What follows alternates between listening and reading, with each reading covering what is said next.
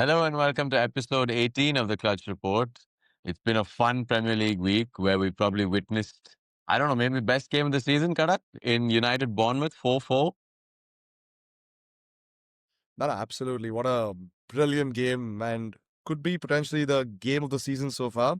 I'm gonna go right into it, Shiv. What are your thoughts in the game for all? You thought United should have won that? Ah, man, just the way we played, I felt like we deserved more. The first half, it was just, I remember messaging my boys. I was like, boys, this is so much fun. I haven't seen us play like this in so long, free flowing, attacking football with full on intensity. Like we were pressing really well, winning the ball back instantly. And again, just waves and waves of attack. Just couldn't put the ball in the net enough. We did score two goals, not the prettiest goals considering how well we were attacking, but two goals. And I just thought like we'll kick on and, maybe score a few more in the second half. But Bournemouth, in the first half, they weren't really there. They had that one chance and they scored, but they're just very clinical, Mike. And for a team that's been struggling over the past few weeks, I felt like we were unlucky, that we got this clinical Bournemouth in this game, a team that has, struggled for goals. And in this game, they turn up and I think Semenyo with a beautiful finish off the post and Tavernier scores that free kick, which maybe Senleman should have saved. And then even, who else scored the second goal? Evan Nielsen, who struggled for a goal. He's also scored off the post. And you're thinking like, how are we losing this game? You know what I mean? It's 3-2 right now. We've been far better. If you looked at the XG at that time, I think we were 2 goals ahead. And I was just like confused, like what do we need to do to win a game? And then luckily we found a way to get back into the game. Cunha even got us the fourth goal and we're ahead and we're like, okay, cool, we'll kick on. Maybe we need a fifth considering how the game is going. And then just one moment of like a lapse in concentration. I think it was Menu who lost the ball. Lisandro Martinez goes to sleep. Ahmad chases back, but doesn't do enough to win the ball back. And like, again, the ball falls at El Krupi's feet and he buries it. And you just feel like this game, I mean, out of all games this season, like we've had worse games and we've got points off it or even won sometimes. But yesterday was a game I felt like we should have won, just the way we played. But positive signs in terms of going forward. I've not seen this kind of free flowing attacking football for a long time. So it was just a joy to watch in that sense. No, absolutely. I think just Bruno Fernandes, man, what a player! And I Oh, honestly thought Embuemo was poor. I thought if Embuemo could have had his finishing boots on, you guys should have ran away with the yeah. game in the first half. But also, we can talk about that defensive performance. Obviously, you guys, Ambram finally gave a chance to Heaven again, who's a youngster, and there's a lot been said in the media about Ambram trying to get in players from the academy. Obviously, I think Heaven didn't have a great game against Bournemouth. Also, defensively, I thought United were poor. If you look at the Tavernier free kick, he just had a free run from the half line. It just felt like United could have done better defensively. What are your thoughts on obviously the defensive shape, and do you see any changes which Ambram would make once Embuemo and Ahmad leave? Yeah, I mean, firstly with the defense, I think his hand has sort of been forced because Dillett and Maguire usually play in that central defensive spot, but they've been injured. I really don't know what's happening with Dillett. Amram initially said that it's like a minor injury, he should be back soon, but we're not even seeing him on the bench, so I'm not really sure what's happening. Maguire's also been out for a while, so we're definitely missing those two in terms of just stability and as an organizer, as a leader, because that place in the defense is very important, right? The center, and then you have Luke Shaw on the left and Absolutely. Yoro on the right. So it's a very young defense. It's inexperienced. Having, I'd like him to be eased into the team, but we don't have an option, so we have to be playing him. So I'm going to give him, a bit of leeway there. Um, Again, like I said, Bournemouth are also clinical, right? We didn't give away that many chances, but whatever chances they created, they ended up scoring. So sometimes that's just football for you. I think we created double the number of chances, but we scored the same number of goals. So it was just about them being a little bit more clinical. And now Licha is back. Of course, still a little rusty. He's not played a full 90 minutes yet. He's been coming on. I think his first game he played 10 minutes. Now he played 30 minutes yesterday. So he's easing him back in. Mazraoui is also going to be leaving for the AFCON now. So And it's interesting because there have been rumors, and probably he kind of addressed it in his press conference yesterday, that they've Mhm. been training as a back four. So the Mr. System, Mr. Ruben Amarin's 3-4-3 is going to Mhm. go out of the window for some time. Because again, without Ahmad, Mhm. without Embuemo, without Mazraoui, and then Maguire out, Delit out, he has to find a way to make this work. So I can see probably Yoro and Martinez playing centre back, and then maybe Shaw being pushed to left back, Dalo going to right back. I think that's sort of the structure he'll go back to, unless Delit comes back, and then you sort of see some sort of rotation there. And Menu is probably finally going to get his minutes. I don't know if you saw this yesterday, but unfortunately, Menu's brother came out of the photo saying free Kobe Menu, and you just like, why? Why do these things? Why? I mean, and at a point where you know Menu is going to get his minutes now, and Casemiro is also going to be suspended for the next game against Villa because of the yellow card record. So Menu is definitely playing the next game, but it just leaves a bit of sour taste. I hope Menu is not involved in sort of this happening, and it was just his brother doing it on his own accord. But it's still a bad look. And in terms of going forward without Embuemo, without Ahmad, I see him playing like a 4-3-3. So most games we'll have Casemiro, Menu, and Bruno, most likely in that three-man midfield. And then you'll have Mount, Sesko, and Cunha. He'll probably rotate in terms of who plays on the left, who plays on the right. Luckily, they interchange quite well. So yeah, I think that'll pretty much be the setup. It's an open secret that he's going to switch to a 4-3-3. And he Mhm. did it yesterday also. I think in the press conference, he was asked, like, did we see a 4-3-3? And it was quite evident that at least during the second half, um, that sort of system came into play. And it seemed like the players were quite comfortable with it because they've played under this system with previous managers. It's a little bit more natural to them. They know where they're supposed to be. But tough game coming up against Aston Villa next. And I just hope that in terms of going forward, it's more of the same because it was just such a joy to watch. Like I was like 1:30 in the morning. I'm tired of these bloody kickoffs, but 1:30 in the morning, I'm at the edge of my seat and I'm like, wow, we are playing beautiful attacking football. It felt like Fergie's Manchester United. But and that's why even the fact that we drew yesterday, it doesn't feel as bad as like when we played West Ham or we played Everton. Those games were just boring. They were dull. It didn't feel like we have any urgency. There was no real, they weren't pushing forward. But yesterday, from minute one till at least minute 65, we were pushing, pushing, pushing, trying to get the next goal. And that's all you can ask for. I remember at halftime, the players got applauded off. At full time, also, they got applauded off, even though we drew the game. So, this is what we want to see more of. Take those risks. Even yesterday, Amram made changes that were more positive, as opposed to, like, just changing the centre backs, which is what he usually did. Yesterday, he brought on Xerxes, brought on Menu, was trying to impact the game in a positive manner, which was just like fun to see. And it gave us more hope as United fans. What did you think of it on the outside as a Liverpool and sort of as a neutral? No, I just feel like I think Ruben Abram has been listening to our podcast a lot because you've been banging the drum about Ruben making the right changes, and I think he's Yeah. finally heard you, Shiv. And yeah, I think obviously we've all known that Ruben Amram is very pragmatic with his approach, but it's refreshing to see a manager finally realize that it's better to change it up a little bit and play something which suits the team. With that being said, also felt like, Mbomo's movement throughout the game, he started off at right wing, but you could see how he was moving all across the board. He was coming to the center, Cunha was shifting to the right. So it was nice to see that cohesion Yeah. between the front three. But also, my next question to you would be about Benjamin Sesko. Is it the year where we see center forwards in the Premier League not performing? Like, and I'm talking about the players who've been bought for more than 50 million. Because we have Isak, who's been horrendous.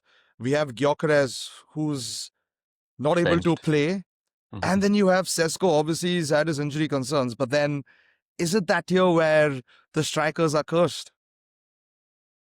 I mean, if you ask Haaland this question, he'll definitely say no. But in terms of the new strikers, yeah, I feel like they've all struggled to bed in so far.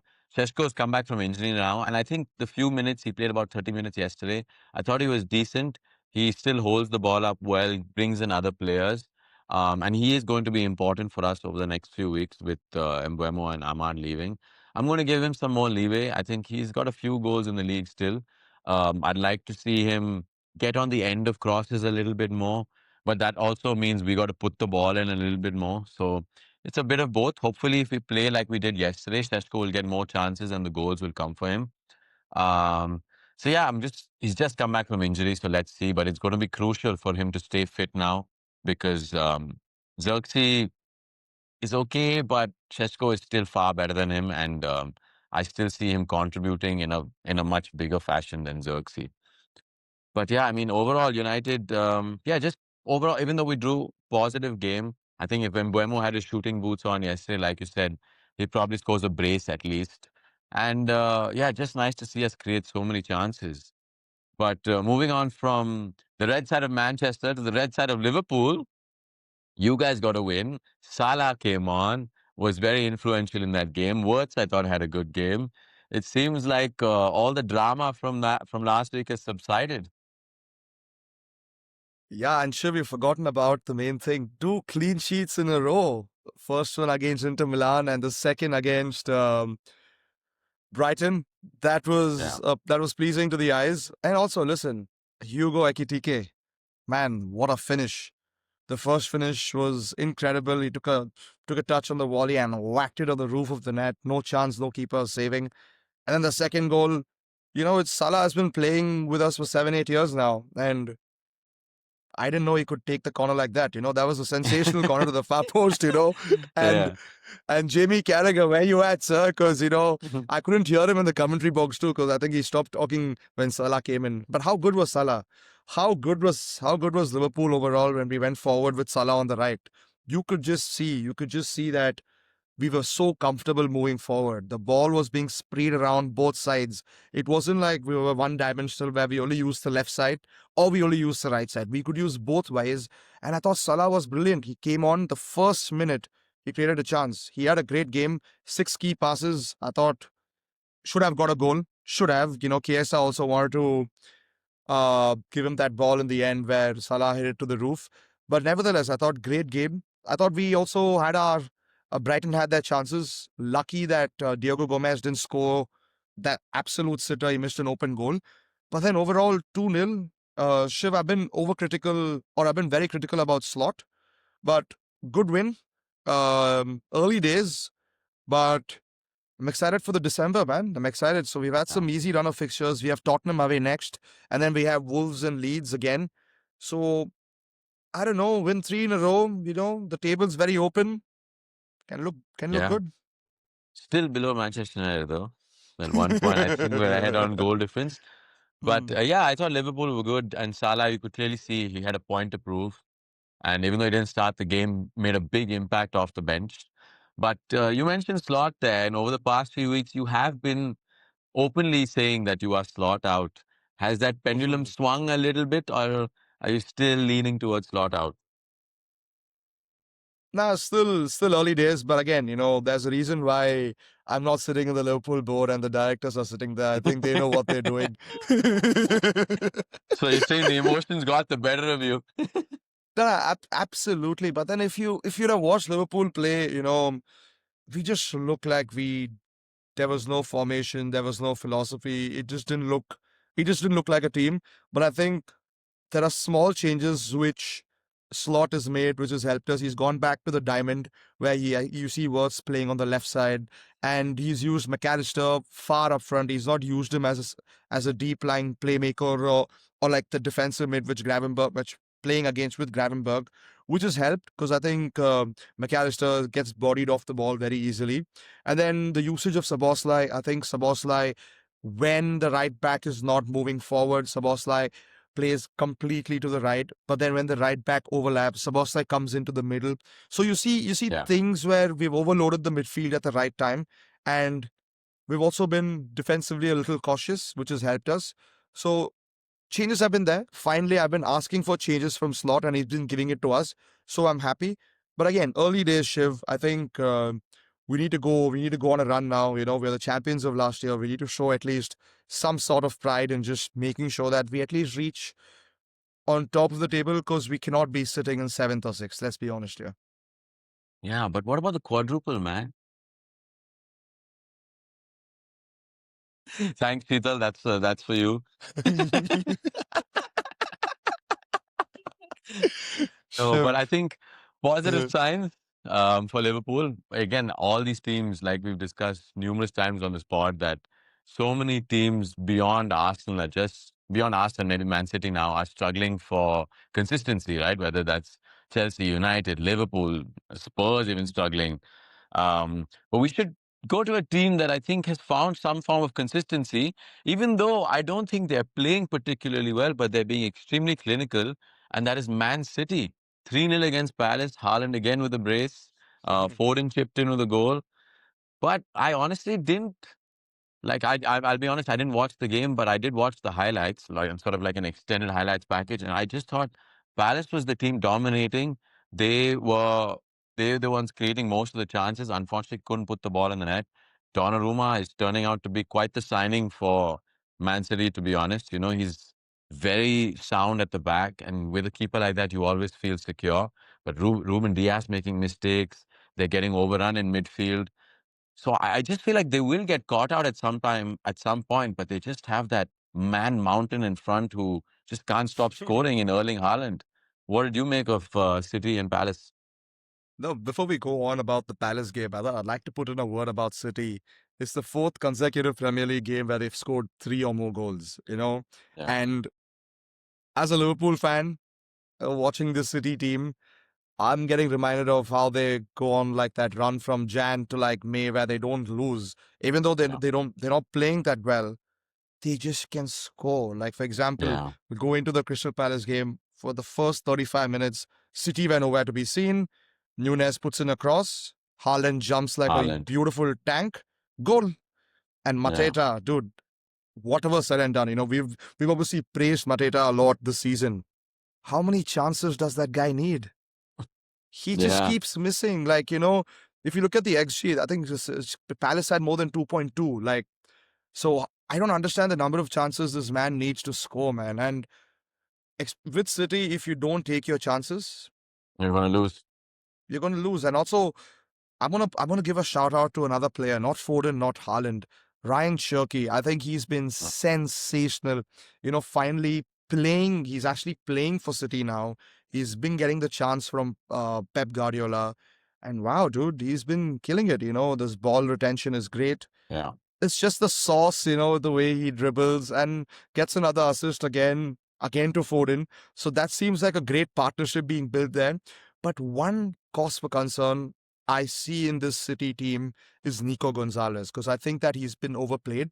And with Rodri not there in the scheme of yeah, things at the moment, and like you rightly said, that might be a cause for concern for Man City, because when he went off in that Palace game, you could just see how tired he was, and even during the game, they were getting overrun in midfield very easily. I think Yami Pino got into the center very easily, and he could turn and move and make yeah. decisions. Whereas in the old City games, if you watch, they wouldn't have time to do that. So that was the only point of concern. But then again, Shiv, away to Palace, 3 points, 3 goals. You take that all day long. Take that all day long, won't complain. But again, man, Haaland, whew, what a player, Yeah. huh? Haaland and Foden coming into form. It's going to be. I mean, it's a tough one with City. The horse is riding, but we'll see if someone can stop them. But another team that was supposed to be on fire struggled to beat Wolves in Arsenal. And this was the one when, I mean, I woke up in the morning assuming that I'll see a 7-0 scoreline, 8-0 scoreline. And I see 2-1 last minute, and they need rescuing from the Lord and Savior Jesus. I mean, I was Listen, shocked. Shiv, I watched that game live. I watched that game live, and I couldn't believe what I was watching. I couldn't, like, genuinely, Yeah. like, if that is how you want to win the league, just for the lack of a better word, fuck off. What the like, that was a horrendous performance. Yeah. At home, you're at home for the first 60 minutes. They did absolutely nothing. Against the team that has 2 points in the league. And and I scored 1 goal in the last 4 weeks or six Yeah. weeks. The only thing I saw in the first 65 minutes or 70 minutes was Gyökeres doing this. bro. What has he signed for? Like, I'm gonna have this chat Yeah. with you honestly. Like, in my hot take, I mentioned that Gyökeres would be benched, and he'd be playing Kai Havertz. I didn't think Merino would be playing instead of him, brother. It's I didn't know he was this bad, Shiv. It just doesn't look like a player who has it. Like, I don't think he can survive in the Premier League or succeed in the Premier League rather. And two own goals. Like, Mm. against Wolves, you need two own goals to win that game, and they were shit. Like, no clear cut chances. It was a sorry watch. I almost dozed off 3 times watching that game. I randomly woke up because I heard the commentator celebrate a Wolves goal. Wolves That's goal. why I woke up. So Yeah. I don't know what the hell is going on there, but cause for concern is there. I again think that they haven't fixed that left wing position, which we spoke about. We've spoken about Martinelli being a consistent six. We've spoken about Trossard being a great player, but is he is he better than the other wingers in the Premier League in the top five, top six? I don't Yeah. think so. I mean, we have to also take into account that this might be a one-off poor game for Arsenal because Mhm. they have been good in the Champions League, pretty consistent, and they've had pretty good results overall in the league. So I think it was just a matter of shock that we were expecting a 5-6-7 nil drubbing and ended up being a 2-1 late save and all. So let's hold on, I guess, with Arsenal. But if this trend continues, I think I'd get a bit worried for Arsenal fans because City are coming, but there's another team coming behind them, and that is Mr. Unai Emery and Aston Villa. What a Good performance from evening. those guys, huh? Morgan Rogers, some beautiful goals. Oof, oof. XG of 0.2. I don't think anyone would know where the goal was. If you see the angle from where Rodgers took that shot, bro, Yeah, finally they're getting the guys, man. They're just doing the right things. They've gone on 10 wins in 11, and guess who they lost yeah. to? You, Liverpool. Liverpool. So again, dude, great, great performance overall. Down 2-1 and then 2-all, and then beating West Ham at home West Ham 3-2 at 3-2. their home. Great result. I thought Morgan Rogers is finally getting back into the groove. Watkins getting back into the groove. I thought Megan was good. Again, I think Pau Torres, I think he's a very underrated player this season, Shiv. I think he's been great for Villa. He's been a great ball playing defender for them. And just the usage of him has been great from Unai Emery. Because you could see that he's always looking at Tillemans. He's always, whenever Onana plays, he's always trying to cut that Yeah. middle, which is great to watch. And also, I just think they look great, and scared for United because you guys play them next, and never know, man. I think you guys could be the one to stop that train because that train's been going on for a while now, huh? Yeah, I hope so. I hope both Let's Report boys will be successful at stopping Villa. You guys have done it once. Hopefully, we can also stop that train. I think maybe the way they play with their high line might suit us. But again, I don't want to jump the gun. United are an unpredictable team. If one week I say one thing, the other week I'm saying something else. So I was just hoping for some consistency. But yeah, would you say Villa are title challengers, or it's still too early to say that? Too early, Shiv. Too early, according to me. I think the way the season's been going, I think we can give it till Jan, and then we could see who the title challenges are. But at the moment, both of us can say that Arsenal and Man City are the ones. But again, you never know what happens. But Yeah, I would reserve my thoughts on Villa at the moment. I'd wait for the December period to get done because the fixtures are coming in next, like ready and steady. So let's see how they perform. There are 4 more games in the month, and once that gets done, and if they win all 4, then we can have a chat about Villa being title challengers. yeah. I think another team that's sort of going under the radar, which is a traditional top six team apparently, is Thomas Frank's Tottenham. Another 3-0 defeat to Forest. I mean, Hmm. shocking result. And I feel like nobody ever talks about Tottenham, I guess, because they're a small club, but it's just, again, inconsistency. I don't know if they've gone backwards post Ange. It's really tough to say what's going on there also. No idea. I think Thomas Frank again. We know his days from Brentford. you can see that there's some sort of a philosophy there. He likes playing three at the back and two wing backs going up. Likes the position, likes a little bit of position, but then mostly counter attacking.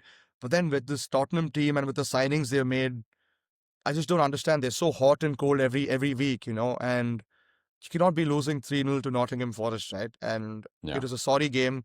I think it's high time we have a chat about Vicario, the goalkeeper from Spurs. I think he's been horrendous this season. Another tough pass to Archie Gray in the middle where you have two guys literally lined up to get the ball Yeah. off him, and then you do that, and then you concede. It's just a sad state of affairs. And then he has Liverpool next, and you never know if they lose to Liverpool. Might be curtains, Shiv. For Thomas Frank, I mean, I think it'd be a bit of an early call, but we'll see what Tottenham do. I mean, they just go under the radar because nobody gives a shit about Tottenham, but they've been losing quite a few games, and I don't know where they sit on the table right now, but Mhm. definitely cause for concern over there. There's one thing I forgot to ask you about Liverpool. Do you think the Salah drama is officially over, or there's still more sort of chapters in this book? I think it's over, Shiv. I think he came on. He came on against Brighton, did exceptionally well. And for everybody else, it's over except Carragher. But I think Carragher just has to keep reaping in those retweets and tweets. He just needs that attention throughout. Seems like, he's an attention seeking man. Again, yesterday in that MNF, he said something on the likes of Salah going to Saudi and then what he'll be watching from Saudi, watching Liverpool in the Champions League final in Istanbul. All of that nonsense, I just don't understand what the problem with Carragher is. I genuinely think he has a big problem with Salah, and it's beyond doubt that his hatred towards Salah is shown clearly, and it's exposed because in the Champions League against Inter Milan, he mentioned that I can't wait to see my team win. I've never prayed for my team to win, but then when Salah's in the score against Brighton, where did he go? He went hiding. Yeah. There was no tweets from him. So yeah, I think it's over. Shiv again. A lot of speculation that he might leave or he might go to Saudi. But man, I just know the guy. I've seen what he's done with Liverpool and the reception he got after the game. I think there's one final hurry there, man. I just feel it. Yeah. But only So he time will will, tell. you think he'll complete the season? I think he should. I think he should complete the season. And yeah, man, I think he's very, very important to our team. Like Virgil van Dijk said it, he's one of our top leaders there. We need him. He needs him. And he's already had a chat with him. I'm glad the board, Slot, and Salah have come into a conclusion and sorted this out. And yeah, I'm hopefully from here on, it's only happy days because, we don't want that stuff ruining our football club, right? And obviously, we're not in good form. So it Yeah. becomes, adds a sour taste to your mouth. But anyways, I think Slot did a great job, remarkable job getting over the line. And yeah, kudos to him. I didn't expect him to deal with this situation in a very mature manner, but I think he's come Yeah. out as an esteemed professional, and I'm gonna give him a thumbs up for how he dealt with the entire scenario. Yeah. I mean, I agree with you. I think overall, we were all a bit like sort of confused as to how this is all going to turn out, but I think this is the best possible outcome for Liverpool. You got Salah playing, so I feel like they might have just fixed things behind closed doors, and now we can continue to talk about football. And we have a lot of that coming up in the next few weeks, Mhm. especially in the Premier League. We've also got the FA Cup starting in January, so we'll be talking about a lot of football coming up. But there's something else interesting that's going on as we speak, and that is the IPL Mini Auction. And I think we can start off with the man that you called will go for a big sum of money, Mr. Cam Green, 25.2 crores to the Kolkata Knight Riders. Sold. Oh man, God, listen. I think pretty obvious. I think both of us called it. Both of us knew the man, the myth, the legend of the auction would be Cameron Green, Yeah. and rightfully, I think great buy for KKR. If you see that, finally they have that two down spot is confirmed. It's going to be Cameron Green. And they have a great, great bowling attack. I think arguably the best bowling attack in the IPL with Mm. Varun Chakravarti, Sunil Narayan, Harshit Rana, and then you have Cameron Green, and then you have Anukul, who's also a great player. So And they've positive added signs in for another KKR. player in my Uh, Patirana. sold for 18 crores. And yeah, it just looks like that bowling attack is Yeah. might help them succeed. But then I'm not convinced with their batting. Unfortunately, I don't think a top four of Sunil Narayan, Rahane, Raghuvanshi, Finn Allen is the other buy Finn that they Allen went is for. that's the wicket keeper they have. So do you think they can play 14 games in a consistent manner? Only time will tell. But I'm not yet convinced with their batting lineup. But hopefully Yeah. they prove me wrong. Yeah, I agree with you. I mean, their batting is all right, but they still, from the last year, I mean, the previous year where they won, replacing Shreyas Iyer, Mitchell Stark, and now, of course, they've replaced Andre Russell with Cam Green. But I think that that whole of Shreyas Iyer is still missing, and to replace someone like that is never going to be easy. I was surprised they didn't go for Jamie Smith and they chose Finn Allen. I thought Jamie Smith was perhaps the better buy. I'm not sure if he's Mhm. going to go in the accelerated auction, I don't know if we can pull that up, but um, I'm not sure if he'll go there. But I thought that was the more obvious choice. I've not seen much of Finn Allen, to be honest, but from what I've heard and what you told me, he's quite the hitter, but a bit erratic. So we'll see how that fits in. But yeah, like I said, bowling attack looks solid. I think Mhm. Patirana is a great ad also, someone you needed in the depth. Mhm. So yeah, KKR, of course, they had the big daddy money. They spent it and will continue to spend it as we speak. Another interesting buy, which was, I thought, a pretty good purchase for RCB, which was Venkatesh Iyer, 7 crores, a man who went for 23.75 in the main auction. Unfortunately, his value's come down by 16 crores. Do you think that's a good buy for RCB? I thought it was a great buy for RCB, and I was surprised that KKR didn't go for him. Because I think Mm, Venki Iyer last season in the auction, the mega auction, he was mentioning that we are a family. He was yeah. mentioning that we'd like to get back our family members back into the team. So surprised that he didn't go for Venki Iyer, but obviously he might. I think KKR have a different strategy. They wanted to let go of Venki Iyer, but great buy for RCB. I think that top four, top five. He can also bowl a little bit of spin. And in that small ground in Chinnaswamy, if you guys are going to be playing in Yeah. Chinnaswamy, he can hit, and he can be Hmm. an anchor. He can do a bit of both. So Yeah. yeah, great buy for RCB. What were your thoughts? I agree. I mean, I thought it's 7 crores. I thought, no, I don't know if it's a steal, but it's definitely great value. I think he's an upgrade on Padikkal for sure, so I definitely see him starting. Uh, I really thought KKR should have at least gone to about maybe 11, 12. I know they don't want to spend that 24, but you can go to push RCB a little bit more. You had that money.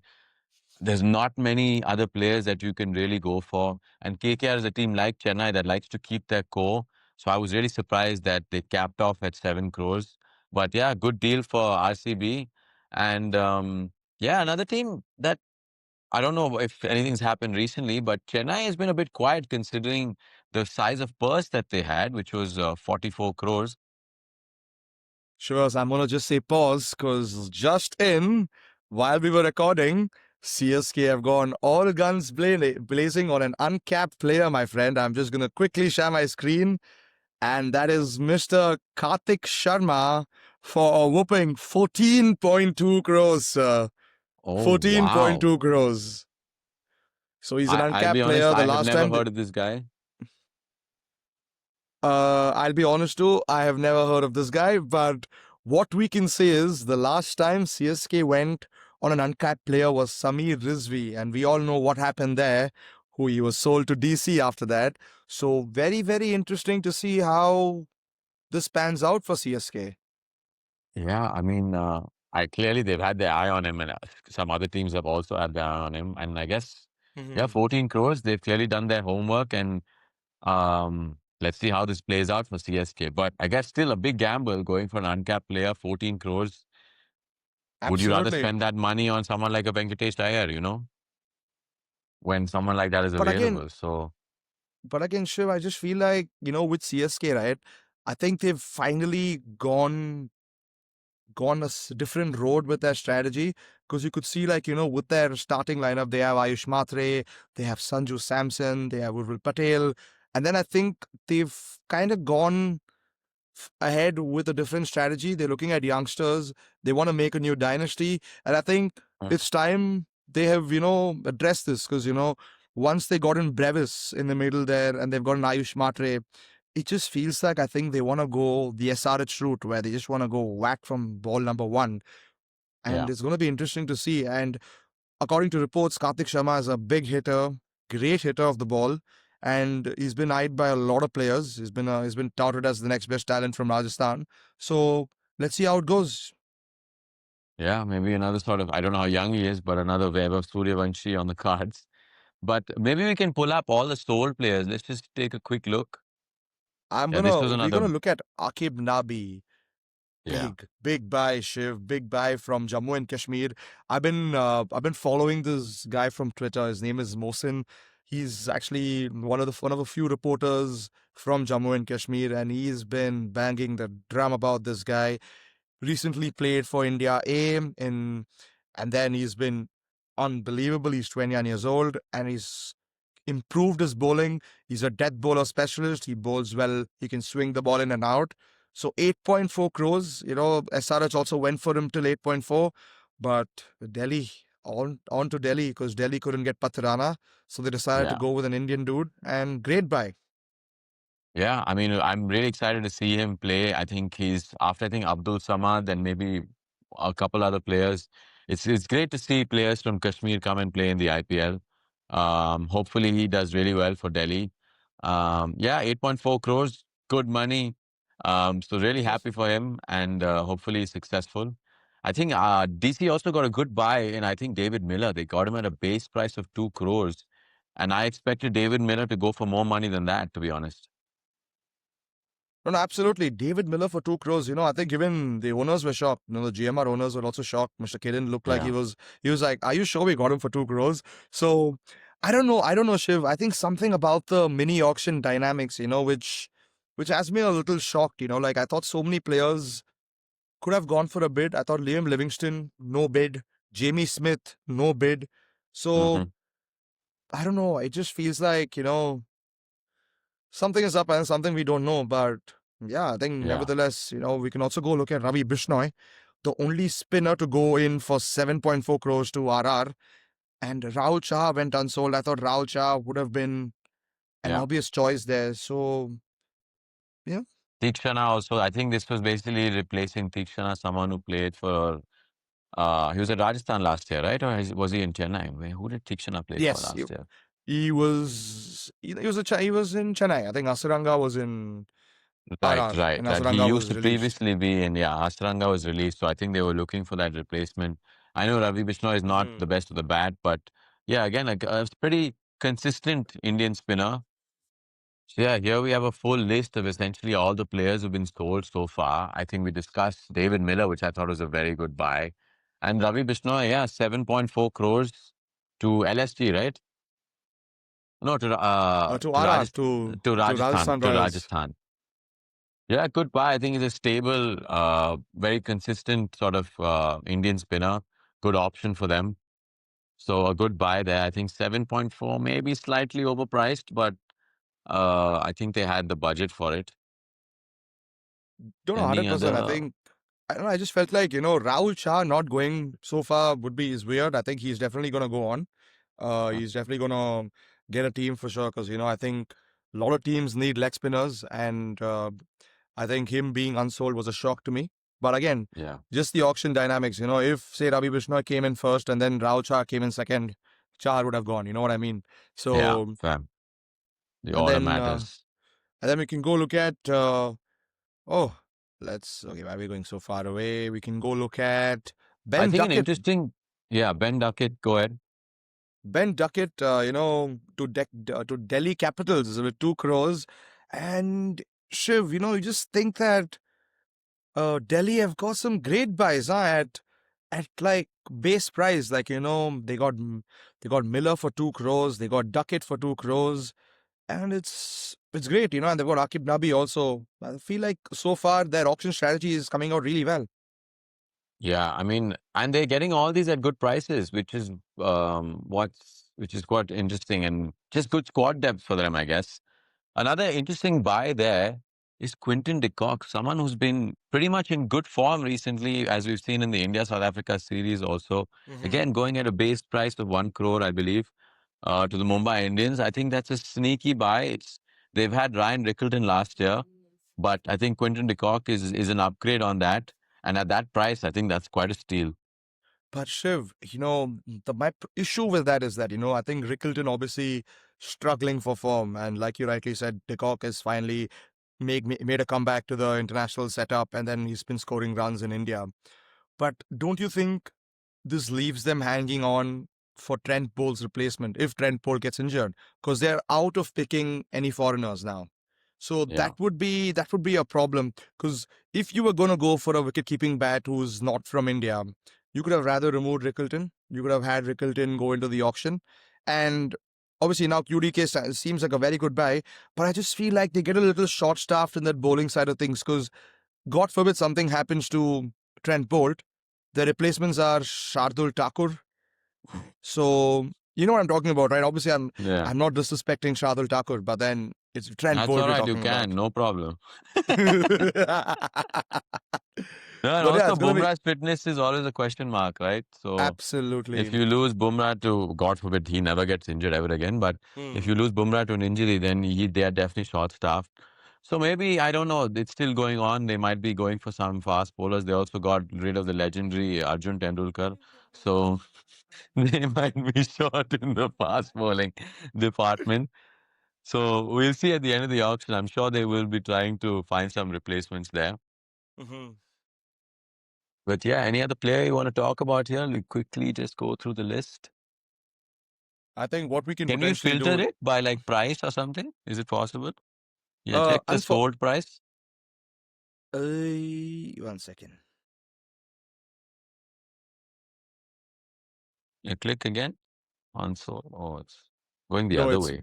it's going the other way. So basically, it's not like they haven't removed the players who have been Wait, retained click by on the. base again and then click on sold. Yep, Now, now we yeah, can. Okay, this yeah. that's the order we need to see. Yeah, that's the money. Look at the money, man. Cameron Green. And then you Yeah, have Matisa Pati Rana, 18 crores. I thought he'll go for 10 to 15, but 18 is wow. And you know what, Shiv? Guess who played yesterday in the ILT20 and had a great game? Pati Rana. Patirana, So I think, a lot of recency bias there, and that's why for sure, K- for sure. KKR went through with that. Another buy which I was, kind of shocked, but I think it's a Bharat buy is Anjrik Nokia, the South Yeah, African paceman who plays for Sunrisers Eastern Cape in the SA20. He goes into LSG, and I know one player who knows how to deal with fast bowlers, and that's Bharat. And they looked very happy when they got Nokia for base price. So that's another yeah, interesting buy according to me. But I think other than that, again, another buy which we can talk about is Akil Hussain for CSK. 2 crores. We know that he used to play for Texas Super Kings in the MLC, but is he IPL worthy? I don't think yeah. so. hmm We'll see. I mean, it's like an unknown quantity, and Hmm. sometimes some of these guys, like if you think of how Sunil Narayan first came up, how Patirana first came up, you never know with these players. It could be one of those star finds. Only time will tell in next year's season. I think Hmm. Wanindu Hasiranga is also a good buy at base price, although he's not shown that kind of class that he's shown in the Sri Lankan shirt. That's not really come across Hmm. in the IPL yet, but I think it's a decent buy for that price.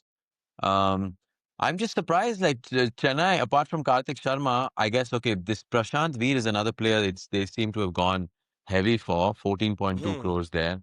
Again, I have not heard much of him, so it'll be interesting to see. He's an all-rounder, they're saying, so I guess that's the sort of replacement for Ravi Jadeja. But yeah, But these are bold buys, I'd say. but Not You're not going for anyone tried and tested, going for maybe trying to build a future. But again, big hmm. risks, big gambles for CSK, a team that struggled last year. So you're sort of banking on, again, Dhoni grooming some of these players. So we'll see if that can happen. No, But absolutely. yeah, But I think, mhm. Shiv, again, we just looked at Prashant Veer there for 14.2 crores and Karthik Sharma for 14.2 crores. You're going to be spending 28.4 crores on uncapped players. That's a bold move, Shiv. Yeah, it's a And big risk. it's a huge risk. And, if it comes out well, lovely. We'll be calling it the Moneyball signing. But Is it Moneyball when you're going to be paying 14 crores? Yeah, I mean, like you said, Moneyball is the perfect way to describe what's going on at Chennai right now. We'll see next year if they manage to reach the final like the Oakland Athletics, but this this is seeming a bit tough. But yeah, I'm also like, I feel like if you look at the purses left, I'm pretty sure KKR has a lot of money left. They've spent 25 plus 18, which is 43, so they have probably another 20 to spend, which is Mhm. why I feel like they should have spent more money on Venkatesh, maybe gone in for a David Miller. There were options there, but even a Jamie Smith, but they just didn't flex their muscles enough. And also, we also spoke about KKR getting wicket keepers, right? It was very weird for them to go for Finn Allen. When you had when you had Bairstow, who was very very good Yeah, for MI when he was signed as a replacement last season, and you have yeah, Jamie Smith, man. Like if you have Jamie Smith in the mini auction, groom that guy. He's gonna be a talent and a half for KKR. So again, I don't know the thinking behind Finn Allen.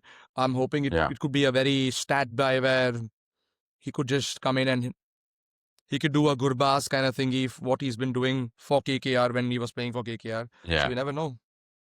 Yeah, I mean, it's interesting. As we say, we are recording this as the auction is Mm-hmm. going on. So as we finish, Mm-hmm. there still might be some players that we may not probably talk about. But yeah, we predicted Cam Green to probably KKR. Maybe Chennai had a small chance, but I Mm-hmm. think that's a great buy for Cameron Green. I mean, for KKR. Patirana also another great buy. These will probably be the highlights of the auction. And for me, Mm-hmm. yeah, Venkatesh Iyer is a good buy for RCB, and probably David Miller. And for me, Quinton de Kock is a sneaky Mm-hmm. dark horse great purchase for me. Those two are like the steals for me, in my opinion. Who do you think is the steal? I would, tough to say that, but at the moment, the steal for me kind of looks like I'm going to put Nabi, Akib Nabi. I've heard a lot about him. I think he's going to be great for for the Delhi Capitals. And I think another steal could be David Miller at DC, man. I think they have Stubbs Yeah. coming in at 3 down. And if you have someone like Miller coming in at 4 down, nothing like it. I agree. I agree. But yeah, will be interesting to see how the rest of this auction plays out and then how the Mm-hmm. squads finally sort of stack up. Maybe in our next episode, we can briefly go through some of the squads and sort of pick who's got the best squad. But yeah, that's Absolutely. pretty much been episode 18 of the Clutch Report. Any final word, Karak? It's episode 18. That's Virat Kohli. So let's go, King Kohli. Yeah. But yeah, that's the wrap up on this episode. We've got a lot of football coming up. And then next month we've got the tennis back. So a lot of episodes we'll be filming a lot of episodes. Please like, share, subscribe, and we will catch you in the next one.